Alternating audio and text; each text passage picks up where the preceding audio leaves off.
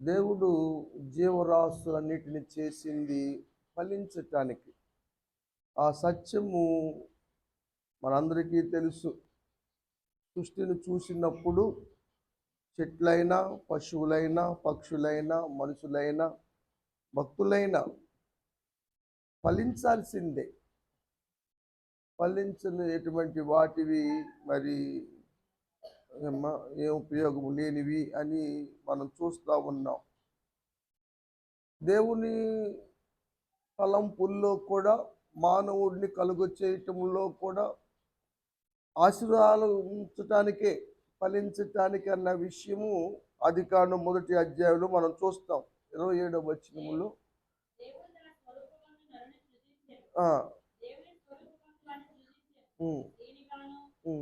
స్త్రీనిగాను పురుషునిగాను సృజించను.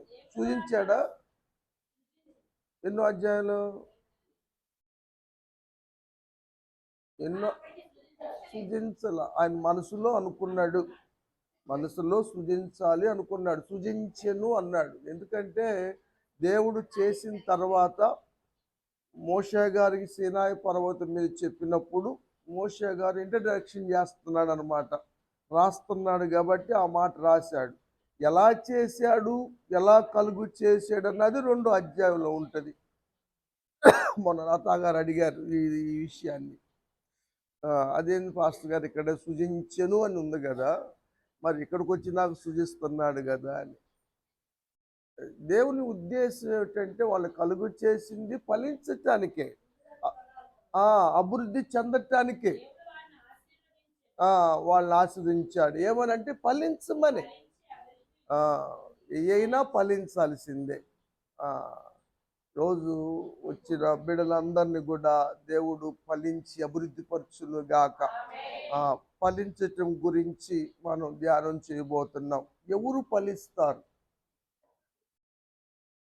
వాక్యము ఎవరు ఫలిస్తారని చెబుతా ఉంది అన్న విషయాలు మీ అందరికీ తెలుసు. మరి ఒకసారి పరిశుద్ధ గ్రంథం నుంచి ధ్యానం చేద్దాం. నోవహు కుటుంబం ఉంది. నోవహు కుటుంబాన్ని కూడా దేవుడు ఫలించమని ఆశీర్వదించాడు. 9వ అధ్యాయం ఆదికాండంలో మొదటి వచనం. దేవుడు నోవహు కుటుంబాన్ని ఆశీర్వదించాడు. ఎందుకని? ఫలించమని ఆశీర్వదించాడు. ఏమ్మా? యథార్థంగా ఉన్నాడని.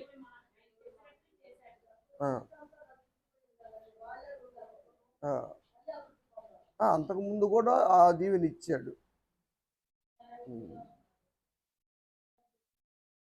నోవహు దేవునితో నడిచాడు. నోవహు దేవుని కృప పొందాడు. నోవహు దేవుని యొక్క ఆజ్ఞలు పాటించాడు కాబట్టి అతడు ఫలించాడు. అతని కుటుంబం ఫలించింది. ప్రపంచంలో అందరూ ఉన్నారు, ప్రజానీకం, కానీ ఎవరు దేవునితో నడవలేదు, ఎవరు దేవుని కృప పొందలేదు, ఎవరు దేవుని యొక్క ఆజ్ఞలు పాటించలేదు. వర్షం వస్తుంది, జలప్రలయం వస్తుంది, మిమ్మల్ని మీరు సరిచేసుకోండి, దిద్దుకోండి అని 120 సంవత్సరాలు నోవహు వాడ చేసుకుంటూ ప్రకటన చేసినా కూడా ఎవరు నమ్మలేదు, ఎవరు పాటించలేదు. కాబట్టి పాటించిన వాడు ఫలించలేదు, నశించారు. పాటించినటువంటి నోవహు కుటుంబము ఫలించింది. కాబట్టి మనం ఫలించాలన్నా సరే దేవునితో నడవటం తప్పనిసరి. దేవుని యొక్క ఆజ్ఞలు పాటించాలి, దేవుని కృప పొందాలి, అప్పుడే మనం ఫలిస్తాం. ఆ సత్యము నోవహు కుటుంబాన్ని బట్టి మనకు అర్థం అవుతూ ఉంది. ఎలా ఎలా ఉంటే ఫలిస్తాము అన్న విషయంలో నోవహు కుటుంబం ఎలా ఉంది, ఆ విధంగా మనం కూడా ఉండగలిగితే నోవహు కుటుంబాన్ని దేవుడు ఏ విధంగా ఫలింప చేశాడు, ఫలింపు ఆశీర్వాదాన్ని ఇచ్చాడు, కాపాడాడు, మనల్ని కూడా మనకి ఫలింపు ఆశీర్వదించి కాపాడుతాడన్న సత్యము వాక్యం ద్వారా మనకు అర్థమవుతూ ఉంది.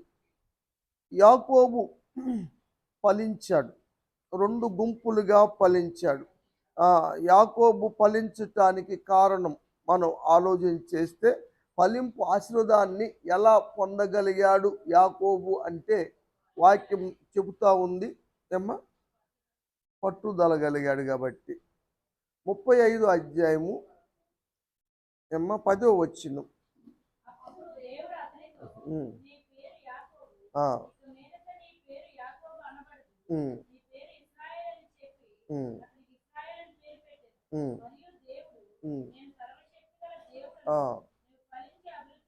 ఇప్పుడు ఫలింపు ఆశీర్వాదం వచ్చింది.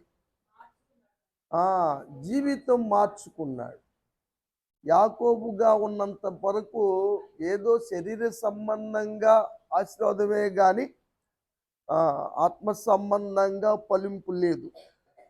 కాబట్టి మార్చబడ్డ వాళ్ళు ఫలిస్తారు. అందుకనే మోషేగా ద్వితీయోపదేశకాండంలో ఏమి రాస్తారంటే 33 అధ్యాయంలో 29వ వచనం, ఇశ్రాయేలు నీ భాగ్యము ఎంత గొప్పది. గొప్ప భాగ్యం పొందాలి అంటే మార్పు చెందాలి. నువ్వు మార్పు లేకుండా గొప్ప భాగ్యాన్ని పొందలేవు, ఫలించలేవు. కాబట్టి మారటం అన్నది తప్పనిసరి. యాకోబుగా ఉన్నప్పుడు ఈ భాగ్యం లేదు. ఇశ్రాయేలు భాగ్యము గొప్పది. కాబట్టి మార్చబడాలి, మార్పు చెందాలి.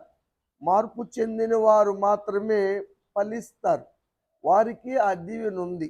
ఈ మాట మార్పు చెందిన తర్వాత యాకోబు జీవితము నుంచి ఇశ్రాయేలుగా మార్చబడిన తర్వాత ఫలింపు ఆశీర్వాదం వచ్చింది కదా. నేను సర్వశక్తి కలిగిన దేవుడిని, నువ్వు ఫలించుమని అప్పుడు చెప్పాడు. కాబట్టి ఫలింపు ఆశీర్వాదం ఎలా పొందగలమంటే యాకోబు జీవితం బట్టి మనకేమర్థమైందంటే మార్పు చెందాలి. మనం మార్పు చెందినప్పుడే ఫలిస్తాం.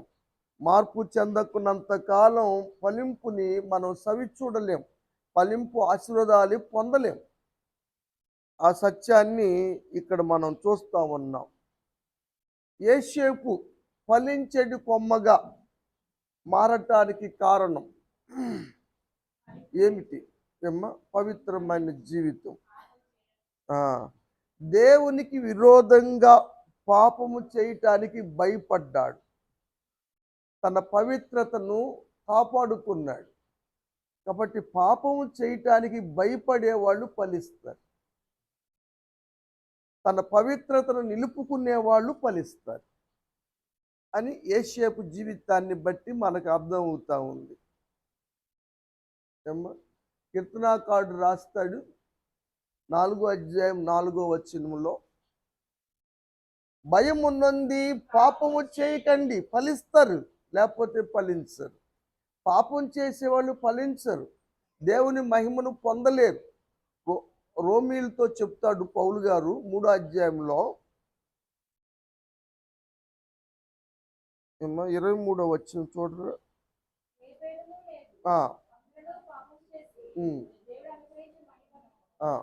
దేవుని మహిమను, దేవుడిచ్చే మహిమను ఎందుకు పొందలేకపోతున్నారు? కారణం పాపమే. పాపం వల్ల దేవుని మహిమను పొందలేకపోతున్నాం, దేవుడిచ్చే ఫలింపును పొందలేకపోతున్నాం. అదే పాపం లేకపోతే మనం దేవుడిచ్చే వాటిని అన్నిటిని పొందుకుంటాం. అది మహిమనైనా, ఫలింపునైనా, ఆశీర్వాదాలైనా, ఏదైనా సరే. ఆ సత్యాన్ని సంఘ బిడ్డలకు దేవుడు పౌలు గారి చేత రాయించినట్టుగా మనం చూస్తూ ఉన్నాం. నోవహు కుటుంబం చూసినప్పుడు దేవునితో నడిచి దేవుని యొక్క ఆజ్ఞలు పాటించి కృప పొంది ఫలించాడు. యాకోబు జీవితం చూసినప్పుడు తన బ్రతుకును మార్చుకొని, తన జీవితాన్ని మార్చుకొని ఫలించాడు. యోసేపు పాపము చేయకుండా పవిత్రతగా ఉండి ఫలించాడు.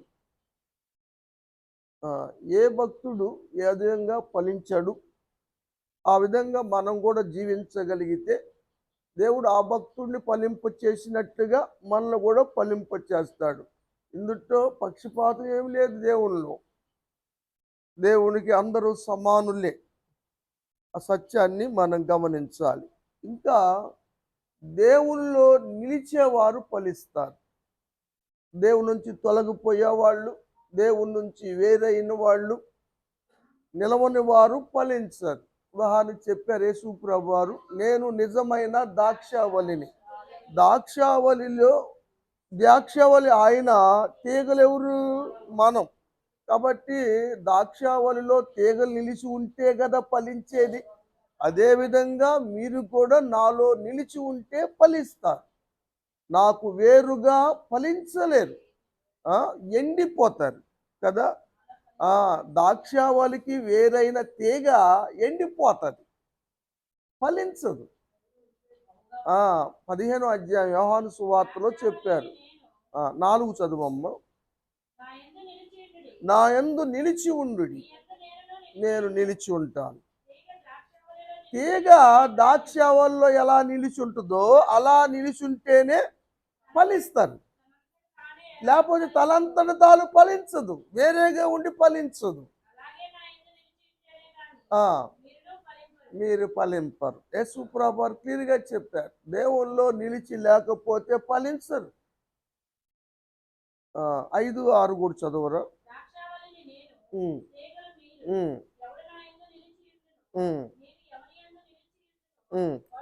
వాడు బహుగా ఫలించాలి, నిలిచి ఉండేవాడు. వేరుగా ఉన్నటువంటి తీగ ఎలా ఎండిపోతుందో అలా వేరైన వారు, దేవుల్లో నిలవక పడిపోయిన వాళ్ళు ఎండిపోతారు. తీగలు ఏం చేస్తాం? చెట్టుకి కొన్ని ఎండు కొమ్మలు వచ్చినాయి అన్ని కట్ చేస్తారు. ఎందుకంటే మిగిలినవి కూడా ఎండిపోతాయి. దాన్ని చూసి వాళ్ళు తప్పిపోయారు, వీళ్ళు తప్పిపోయారు, వీళ్ళు రావట్లేదు, వాళ్ళు రావట్లేదు అని లెక్కలు వేసుకొని వీళ్ళు కూడా పడిపోయేటువంటి అవకాశం ఉంది. అందుకని ఎండిపోయిన వాటిని కట్ చేస్తారు, తీసేస్తారు. ఎందుకంటే అయ్యన్నా మిగిలిన అన్నా కూడా ఫలించాలన్న ఉద్దేశంతో ఆ మాట మనం చూస్తూ ఉన్నాం. కాబట్టి దేవుల్లో నిలిచి ఉన్నవారు ఫలించినట్టుగా పరిశుద్ధ గ్రంథం మనకు తెలియజేస్తూ ఉంది. ఇంకా ప్రార్థించేవారు ఫలిస్తారు, ప్రార్థన లేని వాళ్ళు ఫలించరు. అన్న జీవితంలో తన మందిరానికి వచ్చి హృదయాన్ని కుమ్మరించుకునే అంతవరకు, మొక్కుబడి ప్రార్థన చేసుకునే అంతవరకు ఆమె ఫలించల.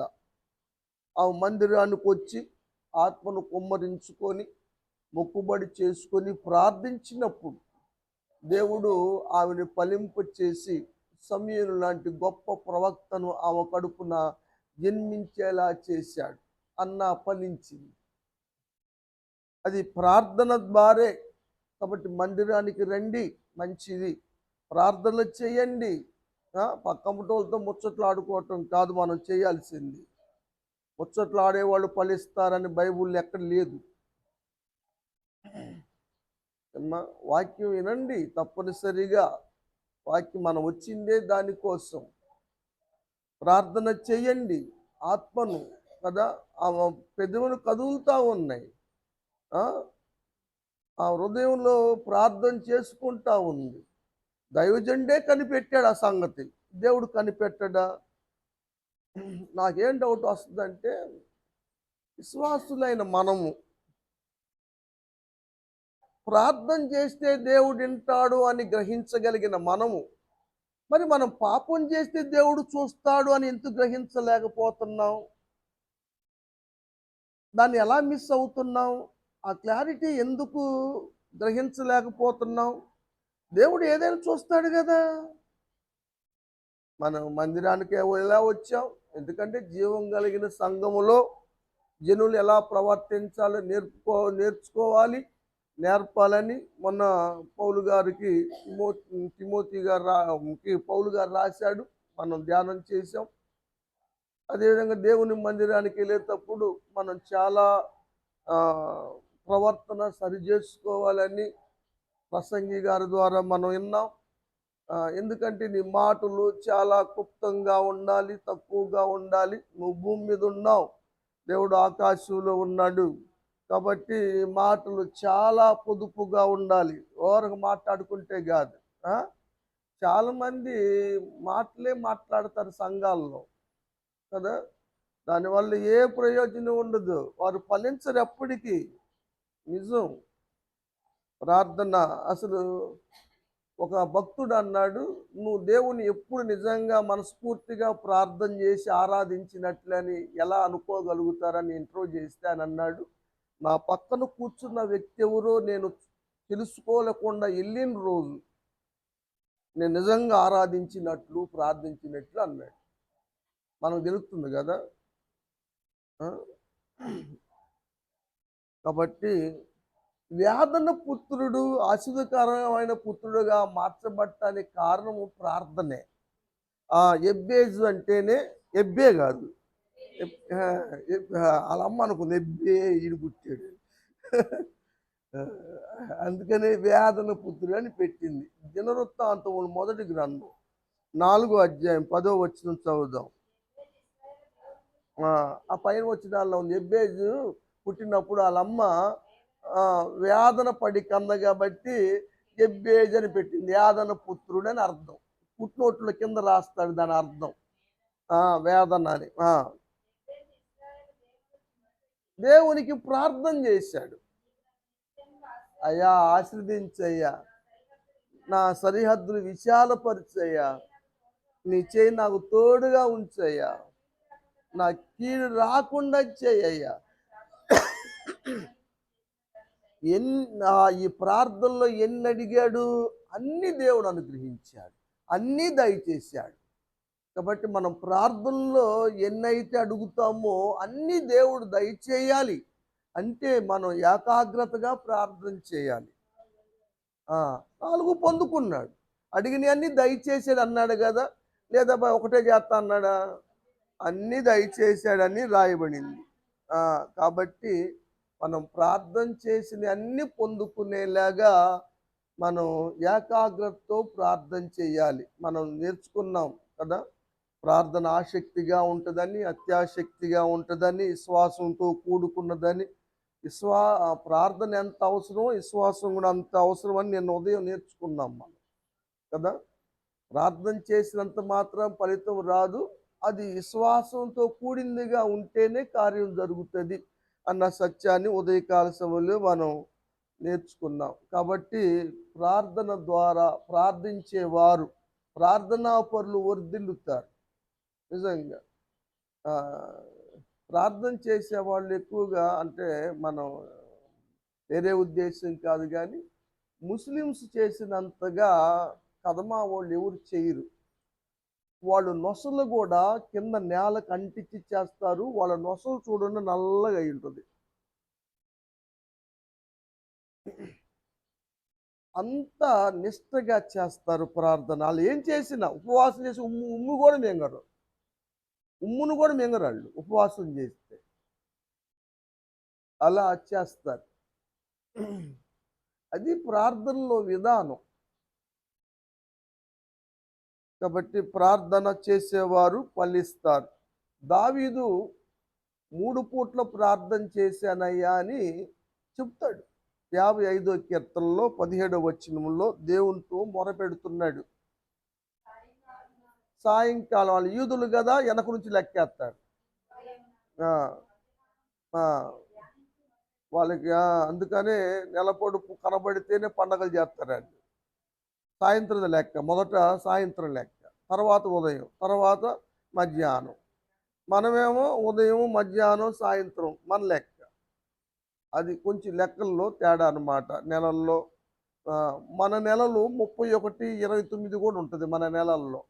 వాళ్ళ నెలల్లో అన్ని 30 ఉంటాయి.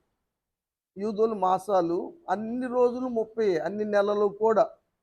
ఎందుకని అంత తేడా అంటే, మంది సూర్యమాన ప్రకారంగా లెక్కగట్టిన క్యాలెండర్, వాళ్ళది చంద్రమాన ప్రకారంగా. అందుకని మీరు రంజాన్ చేస్తున్నారంటే రేపు నెలపు కనపడితే చేస్తాం, లేదు లేదు. అట్టా వాళ్ళు చంద్రమాసం వాళ్ళది, చంద్రుని బట్టి లెక్కేస్తారు. అందుకని ఇక్కడ సాయంత్రము, ఉదయము, మధ్యాహ్నం అన్నాడు. మనం కూడా చేస్తాం 3 పూటలు. అవును, సహోదరులే. మనం 3 పూటలు చేసేది ఏంది? ప్రార్థన, భోజనమా? ఎంత చక్కగా ఒప్పుకున్నారా. అందుకని దేవుడు దావీదును ఫలింప చేశాడు, హెచ్చించాడు. దావీదు రాజు గారు దేవుని మందిరానికి వెళ్ళి ఏం ప్రార్థన చేస్తాడంటే, ఆ సమూయేలు 2వ గ్రంథం 7వ అధ్యాయం 18వ వచనం.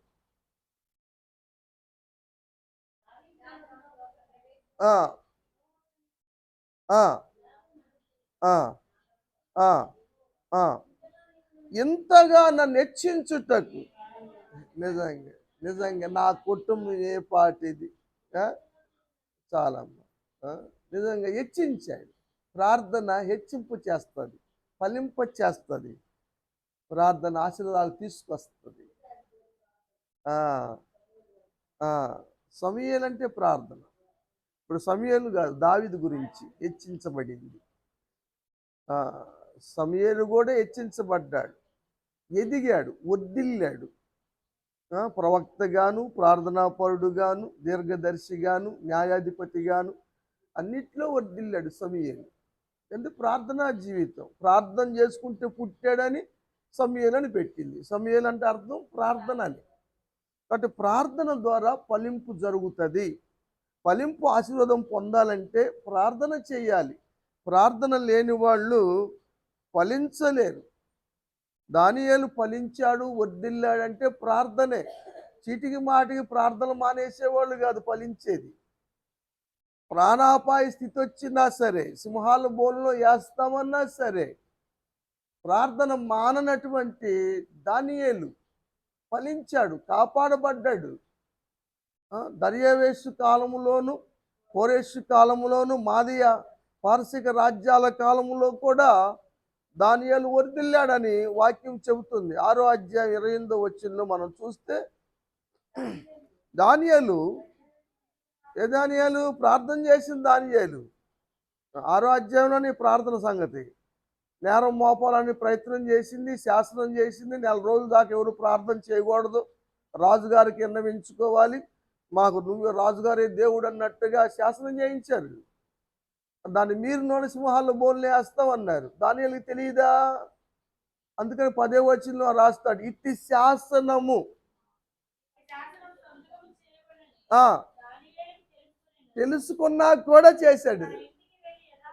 యథాప్రకారం రాజు ఆజ్ఞ ముఖ్యమా, దేవుని యొక్క ఆజ్ఞ ముఖ్యమా, ఏది ముఖ్యము అన్నది తెలుసుకున్నాడు ఆయన. రాజాజ్ఞను తిరస్కరించాడు. నెబుకద్నెజరు కూడా అన్నాడు, రాజాజ్ఞ కూడా వాళ్ళు మంట గలిపారు అన్నారు. షడ్రక్ మేషక్ అబేద్నెగోల గురించి రాస్తూ 3వ అధ్యాయంలో మనం చూస్తాం. 28, 29 వచనాల్లో ఉంటుంది. వీరు రాజాజ్ఞ కూడా వ్యర్థపరిచారు కదా. రాజాజ్ఞ వ్యర్థపరిచారు వాళ్ళు, మొక్కమంటే మొక్కలేదు. కాబట్టి నిజంగా ప్రార్థనా పరులుగా ఉంటే వర్ధిల్లుతారు. అంటే ప్రార్థన చేసుకోండి అమ్మా. దేవుని సహాయం పొందేది మనం ఎలా అంటే ప్రార్థన ద్వారా. మొహమాట పడుతున్నారని దేవుడు ప్రోత్సహిస్తున్నాడు. అడగండి అడగండి, అడుగుడి మీకు ఇవ్వబడును, అడిగిన వారందరూ పొందుకుంటారు అని చెప్తా ఉన్నాడు. ఏంది అంటనే జరగలేదు, ఆలస్యం అవుతుందని మళ్ళీ ఇంకా ఇబ్బంది పడుతున్నారు. ఇసుక ప్రార్థన చేయండి అమ్మా, 5వ రాజు చూడి అట్ట చేసుకుందో.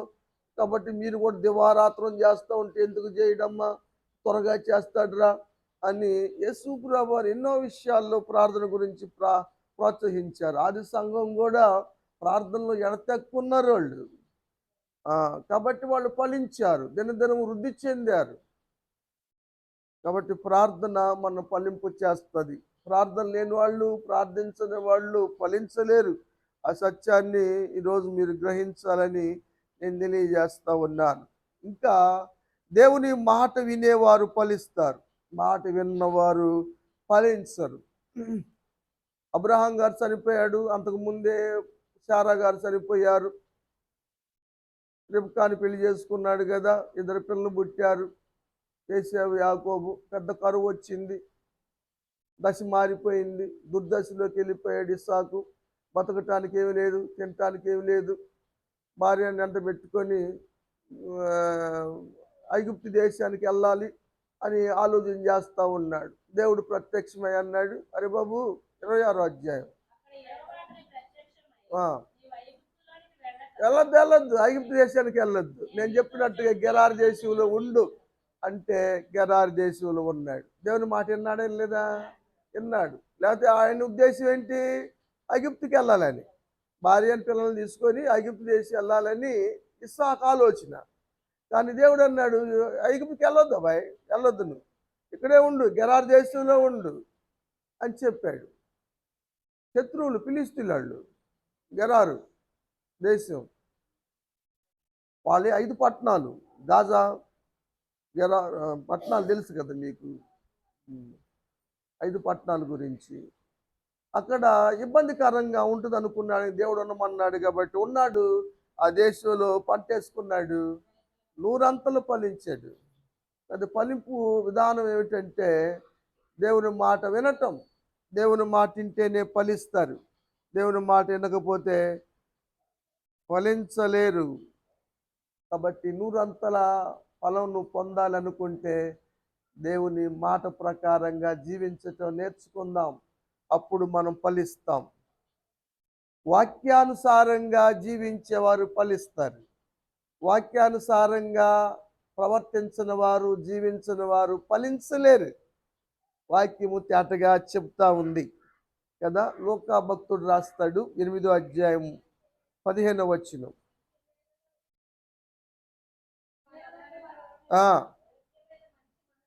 మంచి మనసుతో వాక్యం వినండి. ఈ వాక్యం నాకే, ఇదిగో వాడిని ఇలా పాస్టర్ గారు వాడిని ఉతికారేశారనుకో వాక్యంలో. వాళ్ళ గురించి వీళ్ళ గురించి వద్దు మనకి. అమ్మా, మంచి మనసుతో వాక్యాన్ని వినండి, విరోధ భావంతో వినమాకండి. మంచి మనసుతో వినేవాళ్ళు ఫలిస్తారు. చదువమ్మ. యోగ్యమైన మంచి మనస్సుతో, ఒక కుర్చీ వేయండి అమ్మా ఎమ్మెల్యే గారికి. వినాలి, ఇంటే సరిపోదు. నేను యాకోబు పత్రికలో చదివాం కదా, మీరు ఇనువారుగా ఉండి మోసం చేసుకున్నారు మిమ్మల్ని. వాక్యం ఇనువారుగా ఉంటున్నారు చాలా మంది, అవలంబించటం లేదు, పాటించటం లేదు, వాక్యానుసారంగా జీవించటం లేదు.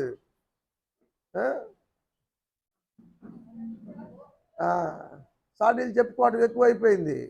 ఎస్ఎన్ గారి దగ్గరికి ఒక వచ్చి ఎస్ఎన్ గారు సినిమాకి వెళ్తుంది, సినిమాకి చూస్తుంది అన్న అని చెప్పి, ఆమె చూస్తే ఏమెందుకు, పన్ను ఎవడు కడతాడు, నష్టం ఎవడు పడతాడు, ఎవడు చేస్తే వాడు అనిపిస్తాడు. నా పేరు కొట్టేయ్యా అన్నాడు. నువ్వు రాసిన జీవగ్రంథంలో నా పేరు కొట్టేయ్యా అన్నాడు. ఎవరు? మోషే గారు. దేవుడు ఏమన్నాడు? కొట్టేస్తా అన్నాడా? ఎవడు చేస్తే వాడు, ఎవడు పాపం చేస్తే వాడి పేరు కొట్టేస్తా అన్నాడు. చేసినోడు పోతాడు, నీకెందుకు? సరే అడుగుదామని ఆమెను పిలిచాడు. ఎందుకు మళ్ళీ మొహమాటం, ఏం ఆమె మీద చెప్పుకోవటం, ఆమె ఏమేమి చెప్పటం ఎందుకులే అని ఆమెను పిలిచాడు. ఏందమ్మా సినిమాలకు వెళ్తున్నావంట, సినిమాలు చూస్తున్నావంట. అప్పుడు ఏసన్న గారు టీవీ కూడా ఒప్పుకునేవాడు కాదు, టీవీ కూడా తీసుకునేవాళ్ళు కాదు. ఏసన్న ఓసన్న మినిస్ట్రీలో టీవీలు పెట్టేవాళ్ళు కాదు. తర్వాత ఏసన్న గారు వాక్యాలు చెప్పటం మొదలుపెట్టినాక టీవీలు తీసుకున్నారు. టీవీలు కూడా ఉంటే సైతాన్ ఉన్నట్టే అనేవాళ్ళు. ఏసన్న గారు ఇంట్లో టీవీ ఉంటే సైతాన్ ఉన్నట్టే రా అనేవాడు. ఇప్పుడు నేను గుంట్లో చదువుకుంటున్నానుగా, ఆయన పిలిచాడు. ఏందన్నా అంటే, ఏందమ్మా సినిమాలు చూస్తున్నావు అంటున్నావు నువ్వు, ఎవరు చెప్పారు అన్న? ఈ అమ్మాయి అంటాను అన్నాడు. ఆ ముందే నేను ఎన్ని చూశానన్నా? ఒకటే నేను చూసింది, ఇది 4 చూసింది.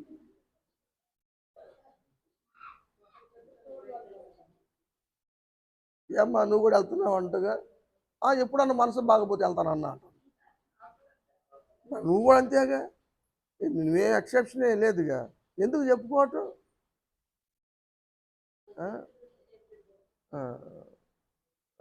యోగ్యమైన మంచి మనసుతో వాక్యాన్ని వినండి, అవలంబించండి, ఓపికతో ఫలించండి.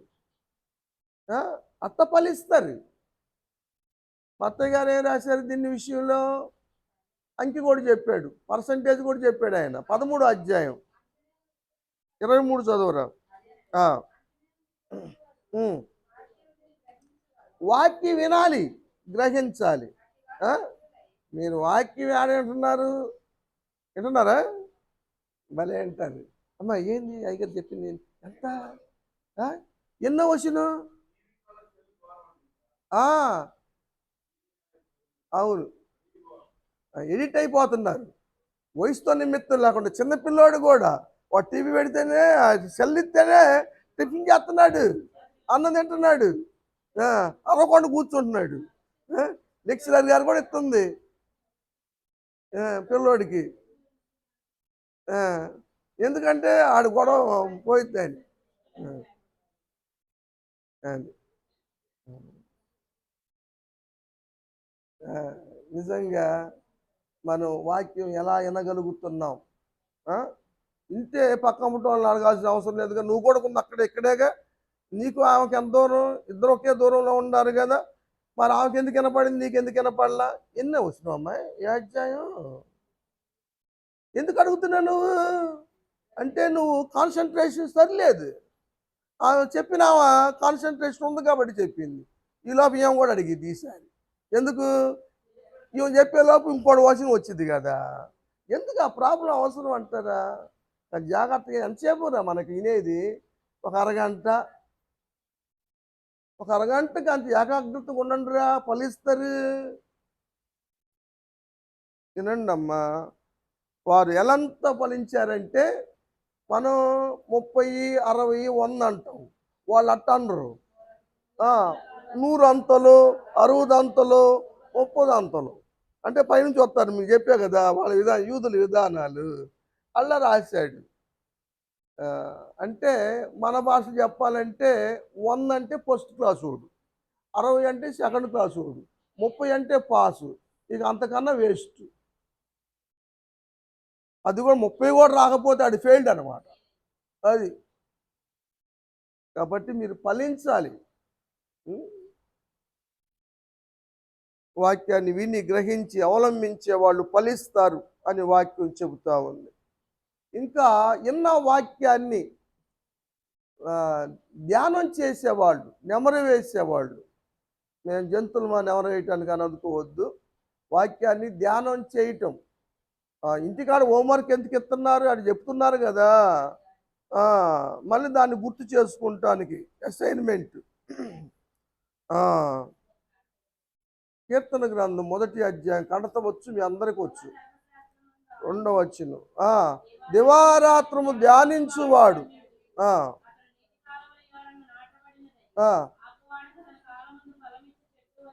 ఫలమిచ్చే చెట్టు. ఎవరు? వాక్యాన్ని ధ్యానించేవాళ్ళు ఫలమిచ్చే చెట్టు. చదవనోళ్ళు పొట్టు, చదివేవాళ్ళు చెట్టు, చదవనోళ్ళు పొట్టు. అధ్యాయం అదే, దాని భావం అదే. దుస్తులు అలా ఉండరు, వాళ్ళు పొట్టు. ఎందుకని? చదివే బ్యాచ్ కాదు, ధ్యానించే బ్యాచ్ కాదు, అందుకని అది పొట్టు. చదివేవాళ్ళు చెట్టు. ఏం చెట్టు? ఫలించే చెట్టు. ఆకు వాడక తన కాలమందు, ఏ కాలంలో ఆ పంట, ఆ సీజన్లో ఆ పంట వస్తుంది. ఫలించే చెట్టు లేకుండాలి. రేపు న్యాయ విమర్శ వస్తుంది, న్యాయ విమర్శలో పొట్టు నిలవదు, చెట్టే నిలిచింది. చదివేవాళ్ళే నిలుస్తారు, చదవనోళ్ళు పొట్టు ఏమని తెలుసు కదా మీకు. తర్వాత చెబుతాను ఆ విషయాన్ని. తర్వాత మందిరానికి వచ్చేవారు ఫలిస్తారు. ఎలా? నాటబడిన వారుగా ఉన్నవాళ్ళు. ఇర్మియా గ్రంథంలో 12వ అధ్యాయం 2వ వచనం, దేవుడు నాటాడుతున్నాడు మందిరములో, వారు వేరు తంతరు, వాళ్ళు ఎదిగి ఫలిస్తారు. మందిరంలో నాటబడ్డారు. నాటబడటం అంటే ఏంటి?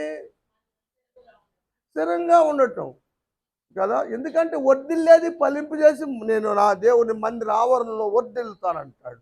దావీదు ఎట్ట అయ్యాడు? ఆఖరికి చెట్టు అయ్యాడు, పొట్టు అయ్యాడా? 52:8 కీర్తన. ఏం చెట్టు అది? ఎక్కడున్నాడు చెట్టు? ఎక్కడున్నాడు? మందిరంలో.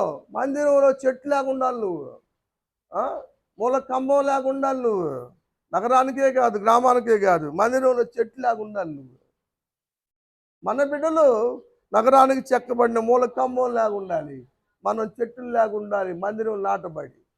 యోధా పత్రికలు ఏమన్నాడంటే వచ్చిన చెప్పనా, ఒకటే ఉంటుంది కాబట్టి చూడండిరా, ఇటు పక్కలు ఉంటుంది పక్క చదివి.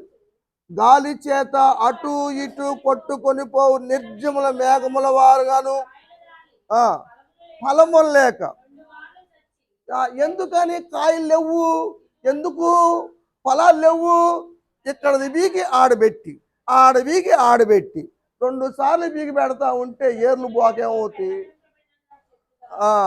ఆ చెట్టు ఫలించదు. ఏమ్మా, ఆ చెట్టు ఫలించే చెట్టు కాదు. సంఘము పొలంలో నిలిచి ఉన్న రూతు ఫలించింది. ఫలించే ఛాన్స్ లేదు ఆమెకి, మొడు బారిపోయింది. కానీ ఆ సంఘంలో నిలబడింది, ఆ పొలంలో బోయాజు పొలంలో నిలబడింది కాబట్టి ఓబేదుని కనగలిగింది కదా, ఫలించింది. నిలబడాలి, వెంటనే జరగకపోయినా సరే కదా. విమర్శించుకోవటాలు కదా, అవి తగని విషయం. అని చెప్పానురా ఏమ్మా, దేవునితో నడిచి దేవుని ఆజ్ఞలు పాటించి కృప పొందేవాళ్ళు ఆశీర్వదించబడతారు, ఫలిస్తారు. బతుకు మారినోళ్ళు, యాకోబు జీవితం ఎలా మారిందో మార్చుకున్నాడు ఇశ్రాయేలుగా, అలా మార్చబడ్డ వాళ్ళు ఫలిస్తారు. ఏషేపు లేక పాపం చేయక పవిత్రంగా కాపాడుకునేవారు ఫలిస్తారు. ఏమ్మా, నిలిచి ఉండేవాళ్ళు పోయారా? దేవుళ్ళలో నిలిచి ఉండేవాళ్ళు ఫలిస్తారు. తర్వాత ప్రార్థన చేసేవాళ్ళు ఫలిస్తారు. వాక్యం విని వాక్యానుసారంగా నడిచేవారు, జీవించేవారు ఫలిస్తారు. ఏమో, వాక్యాన్ని ధ్యానించేవారు ఫలిస్తారు. దేవుని మందిరంలో నిలిచి ఉండేవాళ్ళు ఫలిస్తారు. ఇంకా ప్రభు పాత్రలో పాలు పొందేవాళ్ళు ఫలిస్తారు. ఎందుకంటే ఈ పాత్ర పేరే ఆశీర్వచపు పాత్ర, ఆశీర్వచపు దీవెన పాత్ర, గిన్నె అన్నాడు పౌలు గారు. కొరింథీయులకు రాస్తారు 11వ అధ్యాయంలో ఈ మాట, 16వ వచనం, 10-16. మనం దీవించు ఆశీర్వచపు పాత్ర అది, గిన్నె అన్నాడు కింద పుట్టినోట్లో. దాంట్లో చేయి పెడితే ఆశీర్వాదాలే, దాంట్లో చేయి పెడితే దీవెనే. ఇది జీవించే పాత్ర, అది క్రీస్తు శరీరం. దీంట్లో పాలు పొందేవాళ్ళు. అది సంఘం 4 విషయాల్లో ఎడతెక్కున్నారు. 2వ అధ్యాయం అపోస్తుల కార్యం 42వ వచనం.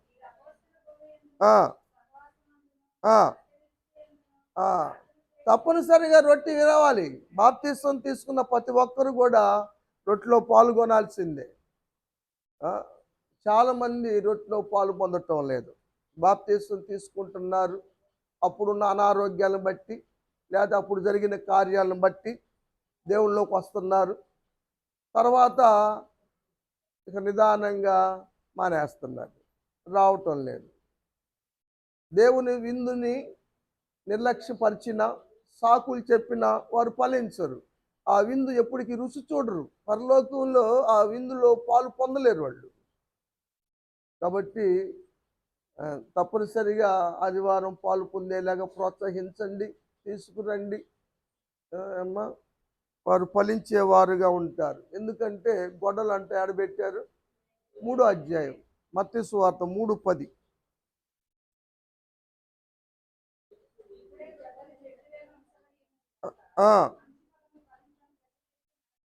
అది ఫలించని చెట్టు నరకబట్టమే కదా.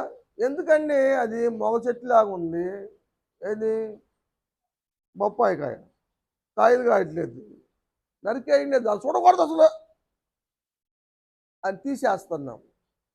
ఫలించకపోతే నరికి వేయబడతారు. ఎండిపోయిన తర్వాత తీసుకెళ్ళి అగ్నిగుండంలో పడేస్తారు. ఎందుకంటే ఆయన చేట ఆయన చేతిలో ఉంది. చదువు 12. బాగు చేస్తాడు. ఫలించిన విత్తనాలు వస్తే ఆయన కొట్లో పోసుకుంటాడు, పరలోకంలో ఆయన కొట్లో దోసుకుంటాడు.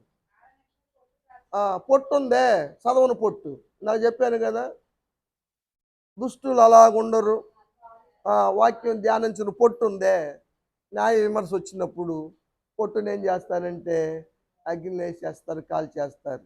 చెట్టులాగా ఉండి ఫలిస్తారా, పొట్టులాగా ఉంటారా ఆ, అన్నది దేవుడు అడుగుతున్న ప్రశ్న. నువ్వు ఆయన ఎవరు అయినా సరే ఫలించటానికి మార్గాలు దేవుడు చెప్పాడు ఈరోజు. ఆ విధంగా ఉండి మనం అందరం ఫలించాలని నేను మొదటి ఆశ దేవుంది, రెండో ఆశ నాది. నా బిడ్డలు, ఆత్మీయ బిడ్డలు అందరూ ఫలించాలని ఆశ. ఫలించాలంటే షరతులు, ఇవి షరతులు వర్తిస్తాయి కదా. ఆ విధంగా అందరూ నడిచి ఫలించాలని కోరుకుంటూ ఈ మాట నేను ముగిస్తా ఉన్నాను. దేవుడి మాటలు ఆశ్రయించి దీవించును గాక.